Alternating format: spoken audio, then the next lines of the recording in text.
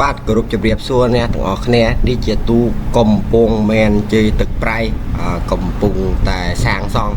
នៅឯស្រុកខ្មែរជាងធ្វើទូកំពង់មែនជ័យទឹកប្រៃគឺជាងឌីននិងជាងលីជាងដែលបោះទូគាត់ជ្រួយទុំចាស់បាទនេះជាកន្សៃនិងក្បានបានឡើងរួចគ្រាន់ទៅហើយគ្រាន់តែឡើងកង់ទៀតទេនឹងសម្រាប់មកយកមកពីស្រុកយើងហើយ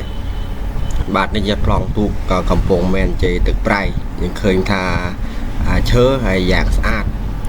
ទូកនេះបានបោះឡើងដោយជាងឌីននិងជាងលីស្ថិតនៅខេត្តកំពង់ធំបាទសូមប្រិមិត្តចេះ Subscribe ដើម្បីទទួលយកវីដេអូថ្មីដំណើររបស់ទូកនៅនៃវត្តនៅខេត្តឃ្លាំងយើងបាទសូមអរគុណសូមជម្រាបលា